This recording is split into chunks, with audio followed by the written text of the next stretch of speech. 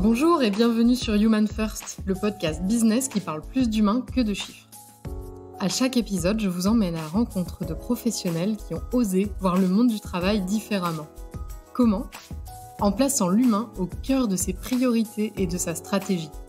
Je suis Cécile Chaperon, entrepreneuse, RH, coach et militante pour un monde du travail plus épanouissant et plus responsabilisant.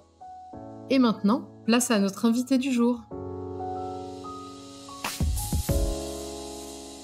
OE, c'est la marque engagée du vin. Labellisée Bicorp depuis 2017 et entreprise à mission depuis 2021, OE produit du vin bio, vegan, zéro pesticides. C'est la première marque de vin à remettre en place la consigne, l'idée étant d'aller au-delà du bio. Je vous présente Thomas Lemal, le cofondateur de OE. Bonjour Thomas. Bonjour Cécile, bonjour à tous. Alors d'abord Thomas, qui es-tu ? C'est une bonne question. Qui suis-je ? Je suis entrepreneur. Mais peut-être avant d'être entrepreneur, je suis le papa de 4 enfants et marié avec Claire. Je suis à Lyon et je crois que par l'entrepreneuriat, on peut faire de très belles choses, que l'entreprise est un énorme levier pour répondre aux enjeux de société. Et dans mes formations passées, quand j'ai mis le doigt là-dessus, je me suis dit vraiment, il faut que je monte un projet qui serve le bien commun. C'est ça qui m'a amené à OE. Et donc, je suis entrepreneur. Alors, qu'est-ce qui s'est passé pour que vous créez OE ? Puisque vous êtes 2, il me semble. On est 2 cofondateurs, oui, François-Xavier et moi. Moi, pour mon petit parcours, j'ai fait une prépa, une école d'ingé. J'ai travaillé 6 ans chez L'Oréal, 1 an chez Danone. Et pendant mon année chez Danone, j'ai fait une formation avec Ticket for Change et avec HEC, le MOOC Devenir entrepreneur du changement, qui m'a permis vraiment de mettre le doigt ou de mettre les mots sur à la fois mes talents, les causes qui me tiennent à cœur et comment je peux mettre mes talents au profit de ces causes-là. Et c'est un exercice que vraiment j'invite chacun qui nous écoute à faire aussi très simplement. On a tous des talents, vraiment on a tous des talents. On a tous des causes qui nous tiennent à cœur et il n'y a pas des causes plus importantes que d'autres. Vraiment, il y a des choses qui très naturellement nous tiennent à cœur. Et après, vraiment, je pense qu'on est tous appelés à quelque part mettre ses talents au profit de ces causes-là. Certains, c'est par l'entrepreneuriat, parfois c'est par l'associatif, parfois c'est au sein de son entreprise, parfois c'est encore d'autres leviers. Mais quand on met les mots là-dessus ou le doigt là-dessus, franchement, c'est une histoire magnifique. Et donc, à ce moment-là, après le MOOC, j'ai rencontré François-Xavier vraiment par hasard à un dîner d'amis communs. Lui, François-Xavier, travaillait déjà dans le vin. Il avait contribué à remonter un grand domaine viticole dans le Jura.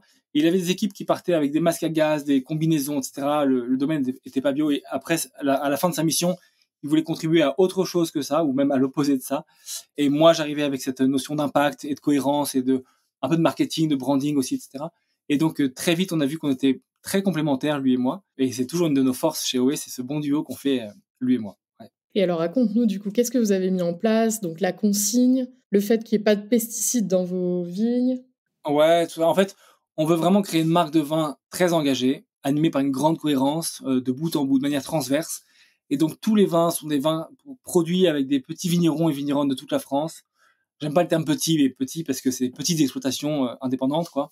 Tous les vins sont bio, vegan, zéro pesticide et on teste chacun des vins pour garantir qu'il y a zéro pesticide.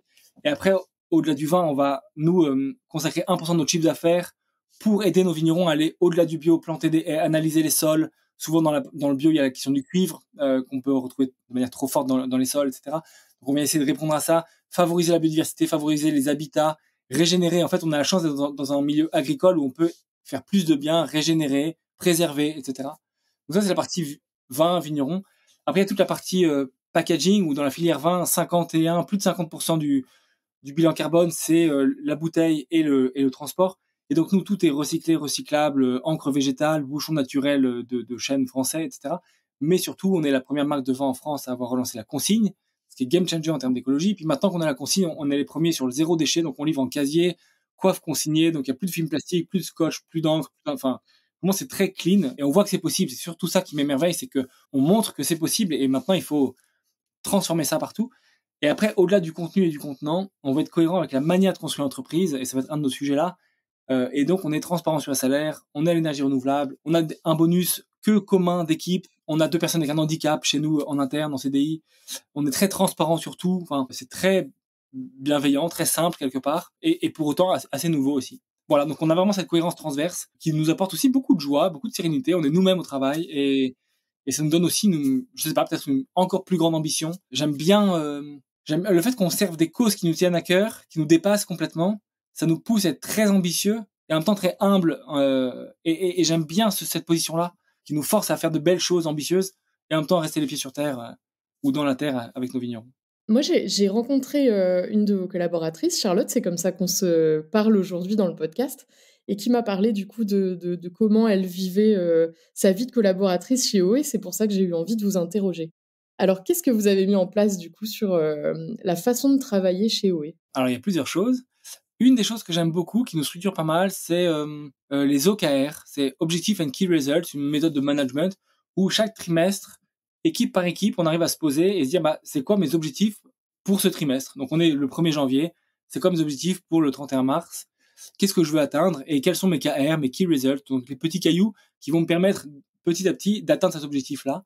Et ça, on le construit de manière co-construite.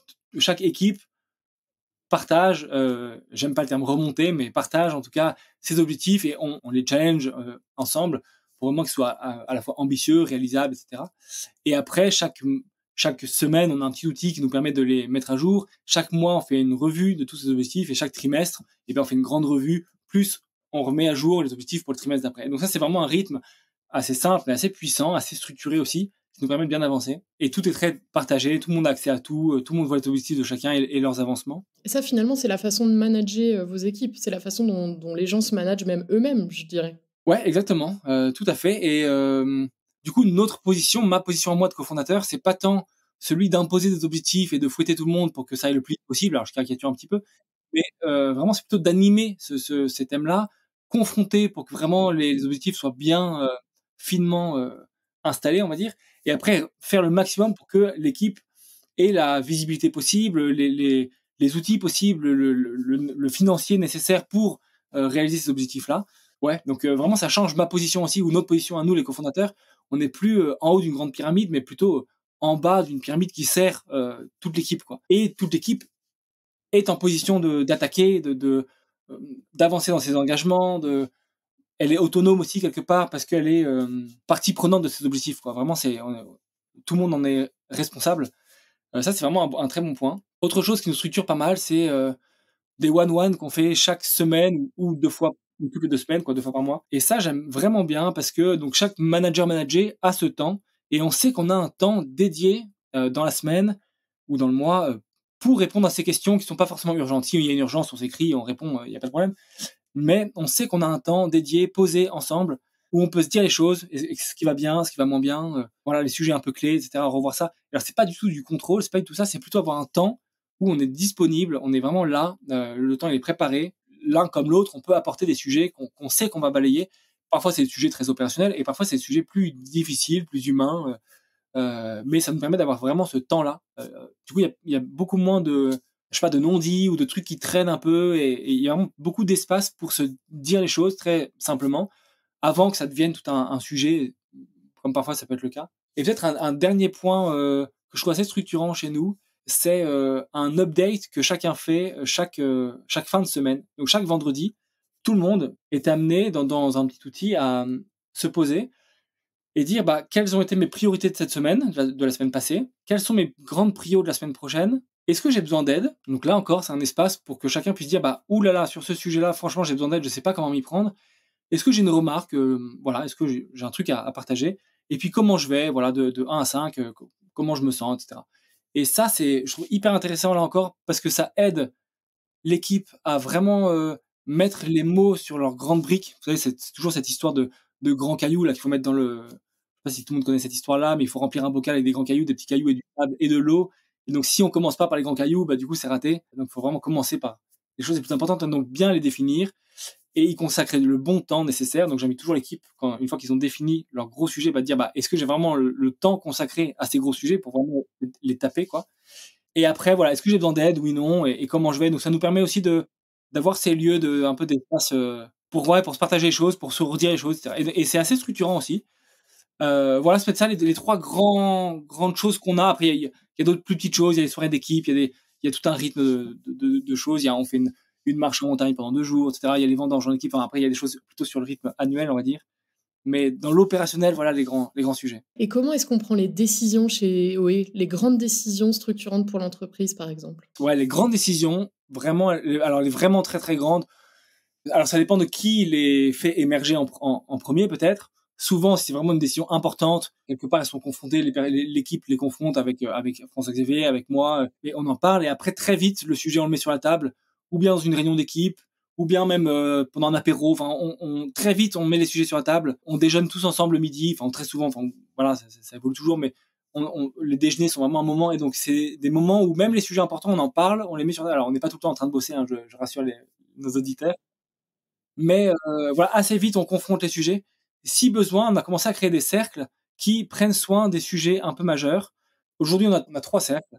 Un sur les RH, un sur le wellness, donc un peu prendre soin de l'équipe, toutes les soirées d'équipe, etc. Et il y avait un cercle pour le déménagement, parce il fallait qu'on déménage. C'était un de nos grands sujets, donc il y avait une équipe qui gérait ça. Mais par exemple, le cercle RH, on voulait plus que François-Xavier et moi, on soit les 2 grands princes qui décidons des salaires, si on parle concrètement. Et donc, on a créé ce cercle-là, dans lequel il y a des gens de tout niveau, de tous les corps de métier, on va dire, chez OE. Et donc, quelque chose et la personne, pardon, qui très opérationnellement coordonne un peu ces parties administratives et plus humaines, quoi. Et donc, c'est eux qui décident des salaires, de la grille de compétences, et qui coordonnent tout ça, qui façonnent tout ça. Donc, je dis façonne, j'aime bien ce terme-là, parce que les choses se font petit à petit. Il n'y a pas un truc, une grille, et c'est comme ça. C'est toujours évolutif ou un mouvement, quoi. Et donc, les grandes décisions, pour revenir à ta question initiale, eh bien, elles sont prises comme ça, ou bien dans les cercles, ou bien en discutant très formellement. Si vraiment il y a un truc très important, bah, peut-être on créera un moment dédié à ça pour en parler posément. En tout cas, toujours beaucoup de confrontation et du temps donné. Voilà, c'est pas encore très structuré, mais assez organiquement, les choses se confrontent et se façonnent, quoi. Ouais, vous donnez du temps à la discussion, même informelle, formelle et informelle, en fait, autour de ces sujets-là. Oui, voilà. Et effectivement, si parfois il y a des sujets ultra urgents, eh bien là, on réunit les 2, 3, 4 personnes qui sont concernées de près ou de loin sur le sujet, et on les réunit physiquement ou bien par Slack si nécessaire, si vraiment on n'a pas le temps, et on pose le sujet, on pose les plus, les moins, etc. Et boum, on décide. Et du coup, on a une manière de faire qui fait que nos décisions sont assez rapides aussi. Et donc tout ça, c'est assez simple, et ce qui nous donne une vélocité assez puissante, je pense. Voilà, même si j'ai pas de comparable non plus, mais Quand j'ai rencontré Charlotte, elle m'a dit, «Chez OE, on a une culture d'entreprise qui est très forte» et elle m'a dit: «D'ailleurs, on en parle de cette culture d'entreprise». Ça m'a intéressée. Alors, comment vous en parlez? Comment ça se passe de parler de notre culture d'entreprise? bah, une chose, c'est que on a commencé à écrire un culture book où on écrit ce qui nous a, bah, façonné, encore une fois, ce qui nous a créé, un peu les grands moments, des choses, voilà, qui nous parlent, des choses qui font partie de notre culture, de notre ADN, de notre manière de faire. Ça peut être des mots, ça peut être une attitude, ça peut être une posture. Voilà, donc tout ça, on essaie de l'écrire. Je sais pas, ça peut être des histoires, par exemple, au tout début de la boîte. Moi, j'ai pris le train parce qu'on avait planté une commande pour des gens qui se mariaient, etc. Enfin, c'était un peu tout un truc, et on est hyper attaché à l'expérience client. Eh bien, moi, j'ai pris les vins, j'ai pris le TGV, je suis allé livrer moi-même les gens à Paris. Enfin, et c'est des choses qui ont un peu forgé notre boîte, notre culture du service client dans ce cadre-là. Voilà, donc il y a différentes choses, il y a des vidéos, il y a des textes, des livres qu'on lit, et tous les nouveaux arrivants, eh bien, on a un point culture avec eux. On dit un peu pourquoi on est là, qu'est-ce qui nous réunit, qu'est-ce qu'on veut vivre avec OE. On dit les points même ouais, on revient sur l'histoire, on revient sur des choses, l'histoire de nous, les cofondateurs, mais aussi de l'équipe initiale, des gens qui sont partis. Enfin, il y a, dans ce culture book, il y a des photos d'avant, etc. Et après, on essaie de travailler cette culture-là, de la nourrir. On sait qu'est-ce qui fait qu'elle est telle qu'elle est. Et donc ça, on a un budget même culture pour le travailler. Donc avec ce budget, bah, on achète des vêtements, on part à l'aventure ici et là, on paye nos soirées d'équipe, je sais pas, on essaie de vivre ces moments-là et prendre soin de ces moments-là aussi. Il y a beaucoup de temps ensemble qui font que cette culture est ce qu'elle est, quoi. Il est à destination de tout le monde, du coup, le culture book. Il est pas juste, pour les nouveaux arrivants? Bah, tout le monde y a accès, toute l'équipe y a accès. Après, il n'est pas encore public au grand public, mais j'aimerais bien, pour être franc, j'aimerais bien qu'on arrive à consacrer plus de temps à ce culture book et le pousser aussi loin qu'on aurait aimé. Et là, le rendre public, parce que je trouve ça même intéressant. Ouais, c'est même sympa, enfin, de voir l'évolution de la boîte. Maintenant, on a 7 ans, donc on a un peu de bouteille, sans jeu de mots. Et donc, ouais, je trouve ça intéressant. Voilà. Après, et c'est vraiment culture book où on continue à écrire dedans, avec des intuitions, des choses. Bon, il y a des choses où je remarque qu'on le vit depuis le début, et en fait, c'est que maintenant que je mets les mots dessus, et donc j'essaie de bien le dire, etc. Enfin, ouais, les choses, elles émergent aussi comme ça. Donc ça, on essaie de le préserver, sachant qu'on veut pas que tout soit figé, c'est pas du tout le but. Mais le but, c'est plutôt que de montrer qu'est-ce qui nous anime. Donc c'est plutôt mettre les mots sur le mouvement concret, quoi. C'est plus ça. Est-ce que le fait que vous soyez Bicorp et entreprise à mission, donc d'abord Bicorp et ensuite entreprise à mission, est-ce que, à ton sens, c'est quelque chose qui contribue à l'engagement des collaborateurs? À 100% oui, très clairement. Je dirais pour plusieurs raisons. Bicorp et entreprise à mission, l'idée c'est vraiment un mouvement. Et donc c'est pas du tout une case à cocher et puis tu l'as et terminé, c'est OK.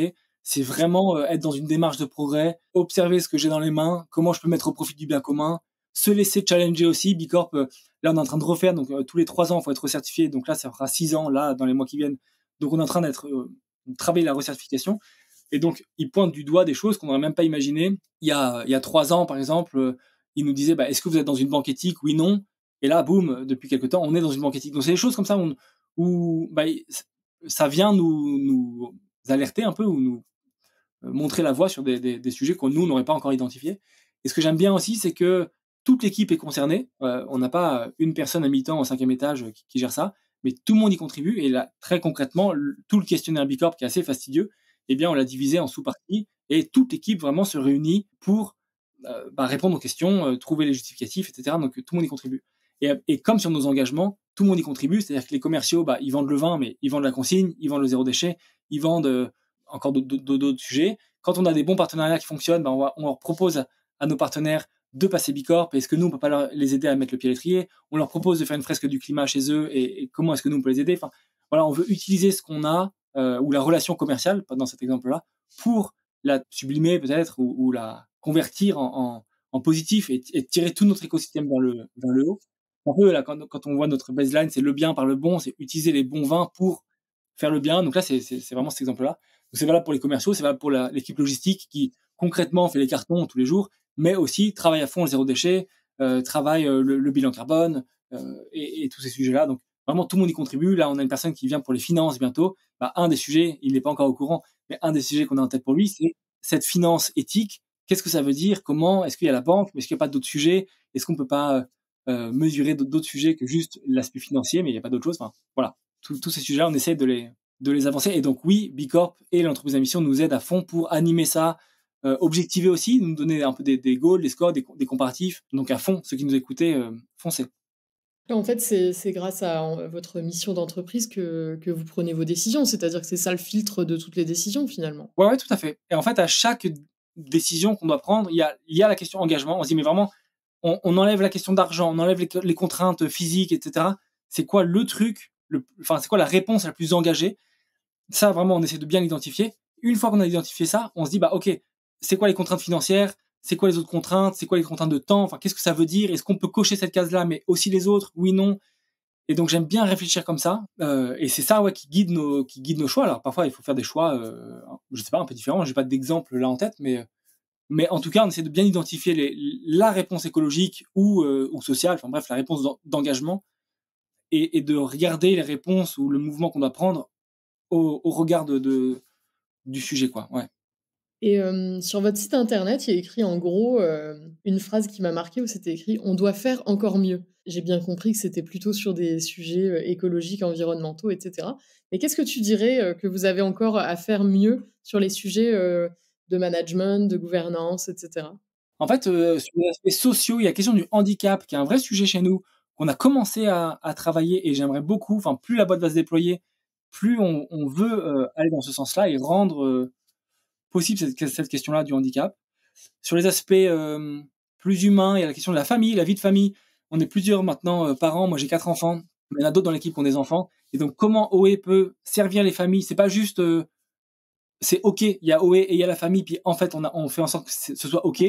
Mais c'est plutôt comment on peut limite servir la vie de famille et que ce soit vraiment plus qu'un OK, qu'on puisse être à la fois soi-même et que, par exemple, un exemple très concret, il y a différentes femmes dans l'équipe qui n'ont pas encore d'enfants et en entretien semestriel, on évoque vraiment, mais sur la table, on dit on te confie beaucoup parce qu'on leur confie beaucoup dans leur poste actuel, mais faisons en sorte que ce qu'on te confie ne freine pas ta vie de famille potentielle. Après, tu fais ce que tu veux, il y a aucun sujet, c'est ton sujet, mais qu'on te freine pas. Moi, j'ai vu dans mes expériences précédentes où on te confie tellement et on te verrouille tellement que même mentalement, t'es verrouillé, quoi. Et donc, la seule manière, si tu veux avancer ta vie de famille, c'est de quitter ta boîte. Il y a un truc qui marche pas, quoi. Et c'est pas l'un ou l'autre. Il faut que ce soit l'un et l'autre, joliment, avec beaucoup de cœur et de joie des deux côtés.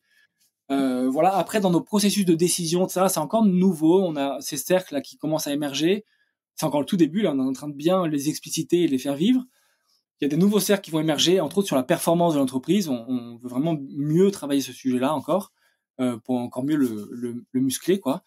Et donc, je pense que ces cercles-là, il faut vraiment qu'on les rende 100% autonomes, parce que quand même, FX et moi, on est toujours là, les deux cofondateurs, on est toujours là, un peu derrière, et mine de rien, quand il faut trancher, et bien hop, on tranche, et c'est vite fait, et c'est fait, et le truc avance. Et c'est pas forcément la bonne démarche, faut vraiment qu'on arrive à respecter bien les cercles et le temps des cercles aussi. Donc, il y a toujours la question du temps qui est au milieu de tout ça, qui est un peu non mesurable et impalpable. Et pour autant, elle est toujours au milieu des décisions, au milieu de l'impact. Il y a toujours cette question du temps qui est ultra intéressante. Et dans les sujets humains, il y a toujours cette question du temps aussi qui est là, qui permet ou pas forcément de faire la chose sainement.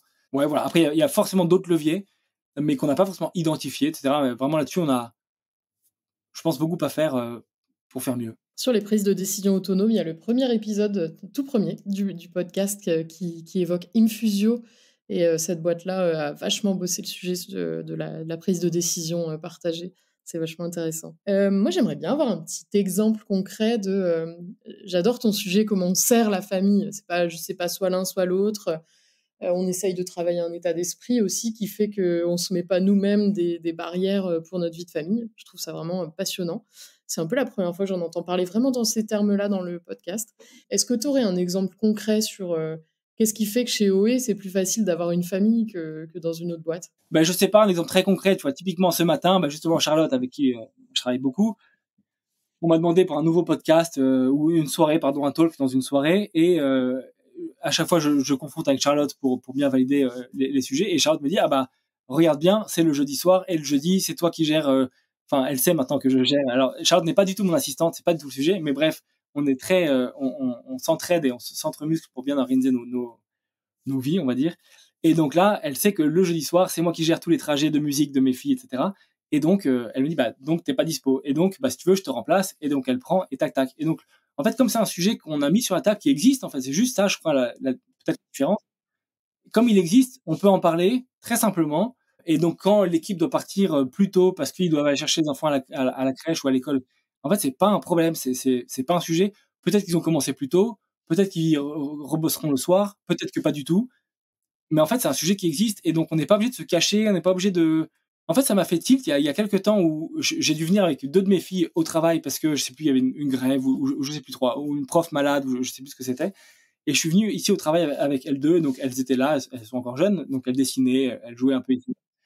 Et j'ai des gars du taf qui me dit, mais c'est marrant parce que t'es le même entre Thomas manager ou cofondateur et Thomas papa de ces deux filles qui étaient là.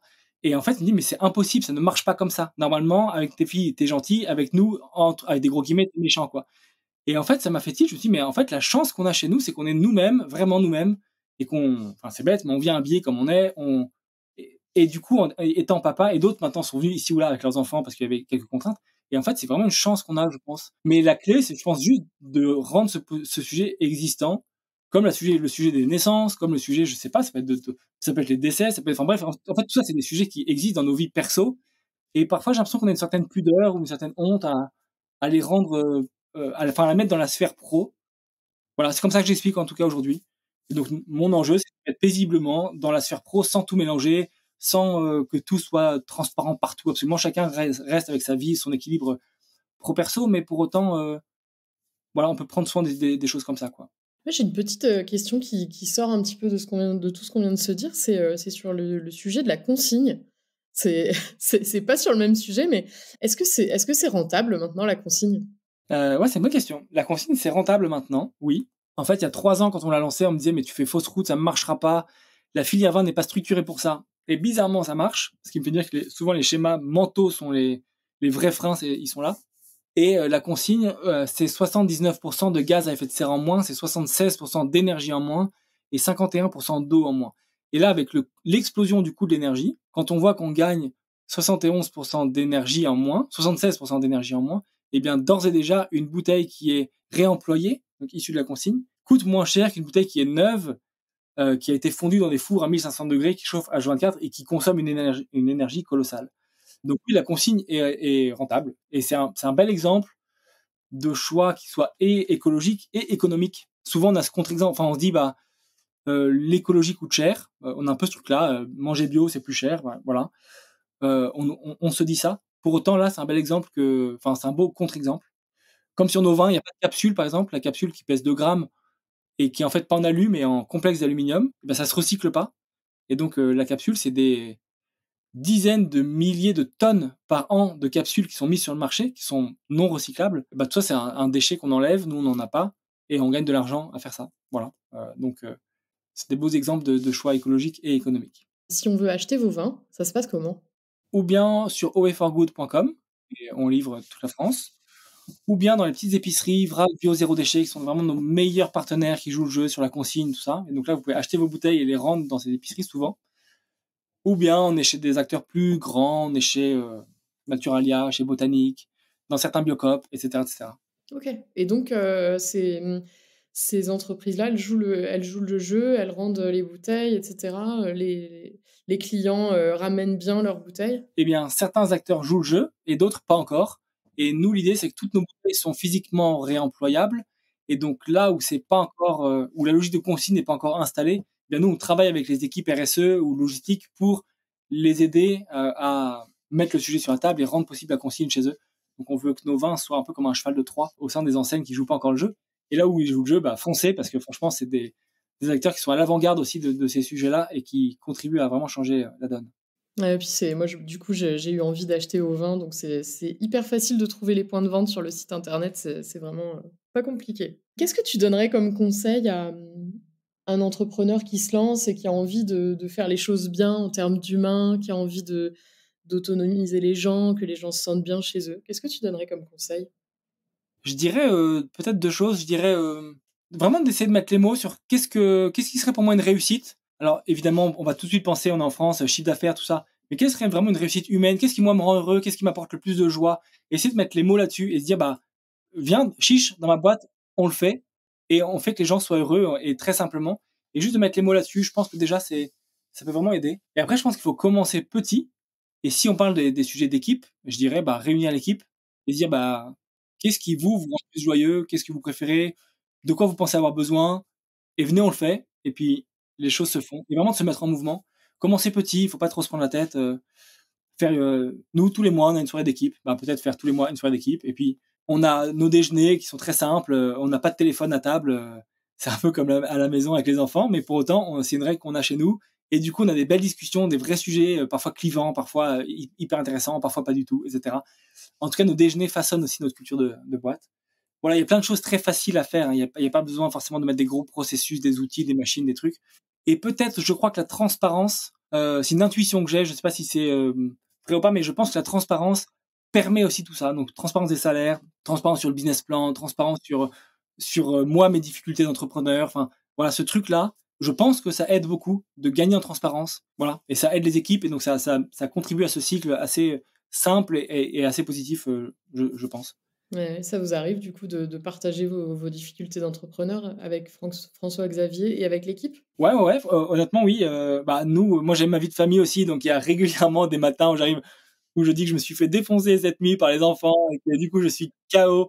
Et c'est pas grave, c'est comme ça, on vit avec. Mais voilà, c'est des petits sujets comme ça où parfois, quand on a levé des fonds et parfois c'est dur, c'est compliqué, eh bien, on le dit aussi à l'équipe. Alors après, il faut toujours juger de qu'est-ce qu'on dit, pour pas non plus les stresser, etc. Faut être malin aussi là-dessus, mais ouais, de dire les choses, de pas cacher, typiquement là, ce matin, on avait la grande revue du business plan. Il y a un business plan, le même pour tous les actionnaires, pour toute l'équipe, pour nous. Il n'y en a qu'un seul et il est partagé, il est public entre tous. Et donc, c'est, je pense, hyper sain, par exemple. Voilà, et on en parle, on lui dit, là-dessus, on est au clair, là-dessus, franchement, on est un peu stressé, etc. Enfin, voilà, tout ça, ça existe. J'aime bien voir ce qui est et puis juste en parler simplement. Quelque part, c'est très simple, quoi. Ouais. Et tout à l'heure, tu as dit comme conseil de se poser la question de qu'est-ce qui me rendrait heureux en tant qu'entrepreneur. Et toi, alors, qu'est-ce qui te rend heureux et fier aujourd'hui dans ton job d'entrepreneur? Franchement, je dirais 2 choses. Une chose, vraiment, c'est la joie de l'équipe. C'est un truc qu'on a, c'est pas un truc que tu peux acheter comme ça. C'est pas, voilà. Et je pense que, je sais pas, d'être joyeux au travail ou d'avoir cette sérénité, même s'il y a 1000 défis, 1000 choses qu'on n'arrive pas aussi assez bien, etc. Mais ce truc-là, je trouve ça génial et je pense que ça change enfin, c'est même pas que je le pense, c'est que ça change concrètement notre quotidien, ou en tout cas mon quotidien à moi. Donc ça, trop bien. Et peut-être le deuxième chose, c'est qu'on a quand même réussi chez OE à être vraiment acteur du changement, à générer des changements, à aller détricoter des changements, essuyer les plâtres et tout ça. J'adore cette culture-là, ou ce mindset qu'on a réussi à mettre en place et qu'on arrive à un peu processer quand même, à muscler, à travailler. Et d'avoir réussi ce truc-là, bah, je trouve que c'est une belle réussite. Et surtout, moi, ça me parle, c'est vraiment mon truc aussi. Donc, ouais, franchement, ça me rend aussi assez heureux, c'est vrai. Et puis, quand on a préparé l'interview, tu me disais aussi, bah, tu sais, nous, on fait les choses de façon un peu intuitive, on s'est pas entouré d'experts sur le sujet de la gouvernance ou du management, mais voilà, on fait les choses avec simplicité et humilité. C'est vrai que ça m'a marqué quand tu m'as dit ça. Ouais, c'est vrai. C'est aussi lié au droit à l'erreur, hein, vraiment, on sait qu'on fait des erreurs. Alors le but, c'est d'en faire non pas le moins possible, mais peut-être on dit en start-up, hein, de faire le plus d'erreurs possible, mais qu'une seule fois et le plus vite possible. Comme ça, t'itères. Mais on a le droit à l'erreur dans tous nos entretiens semestriels. On se dit, mais vraiment, est-ce que tu as fait des erreurs ces 6 derniers mois? Qu'est-ce que tu en as appris? Pourquoi? Etc. Donc, mettons-nous en difficulté peut-être, ou faisons des paris aussi. Et donc ce droit à l'erreur, il nous permet aussi d'avancer, d'apprendre, et on fait des choses, finalement on annule, on fait l'inverse, et puis on teste, on apprend, on se redit. Là, on a fait une grande réunion ce matin, mais à la fin, j'aurais dit, bah, dites-nous tous, qu'est-ce qu'on peut améliorer, qu'est-ce qu'on peut faire de mieux. Ces grandes réunions sont toujours un peu complexes. Et donc vraiment, on est dans cette culture-là de feedback aussi positif ou entre guillemets négatif, hein, d'apprentissage en tout cas, ouais. Et il y a quelque chose de très organique aussi à ça, de choses qui avancent, qui naissent, qui meurent, on teste, on apprend. Quand c'est dans un but commun, on sait qu'on se bataille tous pour la même chose. C'est tellement plus simple. Vraiment, il y a quelque chose d'assez sain à ça, je trouve. Peut-être une dernière petite question qu'on n'a pas du tout, évoquée. Est-ce que vous avez, une façon particulière de faire du recrutement? Comment vous recrutez les gens qui viennent chez vous? Comment on recrute? Eh bien, déjà, on définit le poste bien clairement. On essaie de voir avec l'équipe actuelle quel profil, de quelles compétences on a besoin, mais quelle énergie on a besoin aussi quelque part. Et après, très concrètement, on poste l'annonce sur des job desks, enfin des sites un peu dédiés. Parfois, on a des entreprises extérieures qui viennent nous aider ponctuellement pour tel ou tel. Et après, vraiment, il y a toujours ce sujet de impact et de compétences. Et limite, je préfère avoir quelqu'un qui a peut-être un peu moins de compétences, mais qui a une vision de ce à quoi il veut servir, à quoi il veut mettre ses talents, enfin, au profit de quoi il veut mettre ses talents plutôt. Et si là-dessus, on se comprend bien, si je sens ou si on sent que le discours, il est simple, assez humble aussi quelque part, et assez hargneux quelque part aussi. À mes yeux, les compétences, elles vont suivre. Alors évidemment, c'est toujours plus rassurant d'avoir le gars qui coche toutes les cases des compétences, mais honnêtement, ouais, les compétences, ça s'apprend. Enfin bref, là-dessus, on n'a pas trop de stress. Voilà, c'est un peu flou ce que je dis peut-être, mais c'est un peu ça notre manière de faire. On veut vraiment. Après, on a différents entretiens avec différentes personnes de l'équipe, de différents corps de métier aussi d'équipe. Il n'y a pas que l'équipe commerciale si c'est un commercial. Et puis pour les recrutements, on a toujours un déjeuner avec l'équipe. À la fois, on veut que la personne puisse se projeter concrètement dans les locaux, comment on vit, comment c'est, etc. Et un déjeuner, ça permet aussi au reste de l'équipe de voir un peu, de sentir la personne. Alors, c'est pas un déjeuner de jugement, c'est pas du tout ça, mais c'est plutôt un déjeuner pour être ensemble, pour voir un peu comment ça se passe. Et je pense qu'on sent aussi les gens, enfin, ça nous fait un temps un peu, non pas gratuit, mais un peu un temps ensemble, quoi, où, je sais pas, on sent les choses aussi. Voilà, aujourd'hui, c'est comme ça qu'on recrute. Et c'est déjà arrivé à l'issue de ce déjeuner que la personne ne fasse pas son entrée chez vous?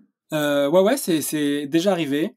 C'est déjà arrivé aussi qu'une personne qui n'a rien à voir avec le poste me dise, bah, Tom, honnêtement, je le sens pas du tout, et on l'a pas prise du coup. Parce que justement, l'idée de ce déjeuner, c'est que quand même une certaine unanimité. Alors c'est jamais si évident que ça, mais voilà. Et s'il y a un veto de quelqu'un, honnêtement, on prend pas. Pas de pression pour ceux qui veulent postuler, c'est pas du tout l'idée, mais l'idée c'est justement de gagner la simplicité, quoi. Ouais, non, mais c'est important pour vous de garder une bonne ambiance, comme tu l'as dit, le fait de rester joyeux en équipe, c'est capital pour vous, ça se sent. Ouais, ouais, ouais. Avec quand même ce truc de, on veut pas recruter que les mêmes gens que nous, que des gens qui ont les mêmes convictions, qui ont le même truc, etc. Évidemment, il y a le fait de se batailler pour servir le bien commun de manière générale, etc. Mais après, on est tous ultra différents, très divers aussi, etc. Ce qui aussi apporte à cette richesse. Voilà. C'est pas qu'une question d'ambiance, c'est une question de qu'est-ce que je veux servir, quoi, et à quoi je veux m'engager, à quoi je veux consacrer mon temps, investir mon temps, oui, et mes talents. Merci beaucoup Thomas, je te remercie, vivement pour l'humilité dont tu fais preuve. C'est vraiment toujours super agréable d'interroger quelqu'un qui se remet en question et puis qui n'a pas la science infuse. Vraiment, je te remercie beaucoup pour ta simplicité, mais aussi pour la vision que tu mets et puis le cœur que tu as à l'ouvrage. C'est hyper agréable. Vraiment, merci beaucoup. Merci Cécile, merci pour ça. J'espère que vous avez aimé cet épisode autant que moi. Si vous connaissez quelqu'un qui aurait beaucoup de choses à dire sur le sujet, je serais très intéressée de le savoir. Alors partagez-nous son nom en commentaire. Pour nous soutenir, n'hésitez pas à partager cet épisode et à vous abonner à notre chaîne pour ne pas manquer les prochains. Et si l'envie de nous mettre plein d'étoiles et un commentaire vous prenez, n'hésitez surtout pas. À bientôt!